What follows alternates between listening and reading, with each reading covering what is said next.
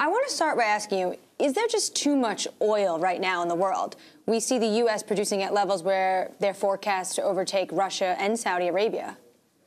No, I don't think so. I think what we have seen since we have done the OPEC and non-OPEC deal, that the level of inventories have been declining.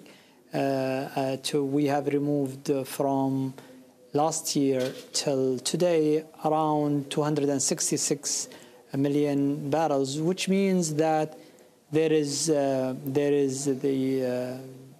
deal is working, and also we are removing from the inventories, which means that there is not lots of oil in the market. There is a correction attempt, and it has been working very well thanks to the OPEC non-OPEC group.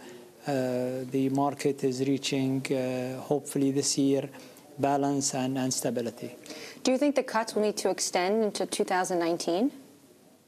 I think it's premature to jump to a decision beyond what we have done. We have met in November last year, and we have decided to roll over the deal for a whole year. We are monitoring the different factors affecting the world demand, the world supply, to ensure that we have adequate measures to balance the market within this year.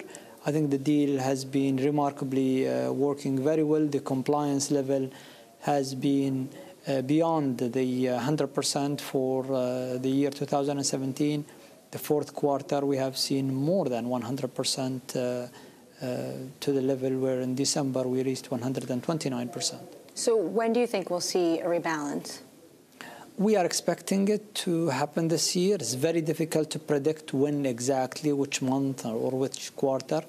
But I think there is, like you said earlier, the shale oil production have been increasing, and we are expecting that this year is going to be higher than 2017.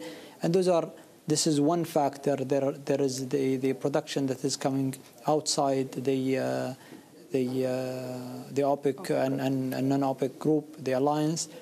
So we need to monitor everything, and that will decide when exactly the time for a full balance of the market. So what's the plan then for this OPEC, non-OPEC? I know some people have called it a supergroup. I don't want to call it names yet. I think it's OPEC and non-OPEC alliance. This group of responsible producers have delivered and over-delivered on their promise for the year 2017, and the hope from the secretary, from myself as a president, and from the secretariat is to try to draft a charter of how are we going to continue working together for the sake of better economic growth of the world, and for the sake of ensuring that we have adequate supply to the world demand on oil. As you know, we are moving rapidly to the level of 100 million barrels demand per day, and there are very limited areas where we can see that supply could come. And as well, we have also some of the declining older fields that needs replacement in terms of reserve. So there are many issues to the supply side, as there are issues on the demand side as well. Venezuela says maybe cooperation for 5 years. Do you have a time frame around it? How long this OPEC, non-OPEC alliance, supergroup, whatever you want to call it, could last? My hope is for it to last forever, because I don't see. Do you think Russia could join OPEC? I wouldn't call just a country. I think the group of the 24 countries together are making a contribution to the supply and demand balance, and I think Russia is a critical country in this group, as well as Saudi Arabia, as well as UAE, as well as many other countries. The understanding between the different countries participating in this group have increased significantly from where we started last year. I think every country is responsible and have seen benefits from this understanding. And I think together we can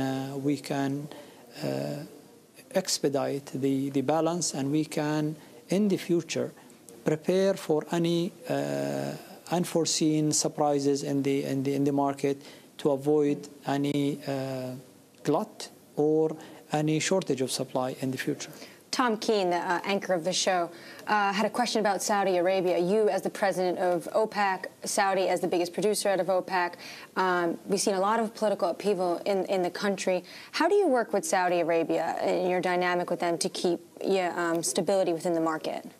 I think Saudi Arabia have done remarkably well. First of all, the role of the Saudi Minister, His Excellency Khalid Al-Falih, in the year 2017 is a historical role, actually, for him personally and for the country, in putting together this group of 24 countries. The Saudi Arabia role in reaching out to Russia and ensuring that Russia and the countries from outside OPEC get together. I think this has been a great efforts from Saudi Arabia to balance the market. As OPEC largest producer, Saudi Arabia historically have been a critical member and a responsible member that keeps us together. And I think Saudi Arabia and all of the positive things that are happening in Saudi Arabia in terms of reforms are to the better of the OPEC group and the larger 24 groups, and also to the world economy. So I'm confident that Saudi Arabia is always going to be responsible and responsive to what this group of 24 are trying to do.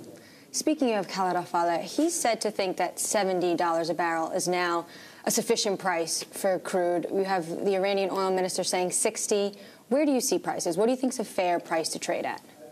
I wouldn't comment on a price, and I don't think any minister within OPEC is means to comment on a price. We all agree that as OPEC members that the market will decide the right price. Our role is to ensure that there is the supply and demand balance. The market fundamentals are there, and to ensure that we have enough investments in our countries and in the world to ensure that we don't have a shortage of supply in the. Are you happy with where it's at now? Again, I'm not yet happy, because we still have room to improve the over storage or the overhang in the market. We have still around 70 plus 75 million barrels to be removed. And I think we are focused on achieving the market balance. When is it going to happen? I think it's going to happen this year. And until we are there, I'm still not yet see that our role or our job have finished. Our job is still to ensure that we reach that market balance. Thank you so much, Your Excellency. Thank you.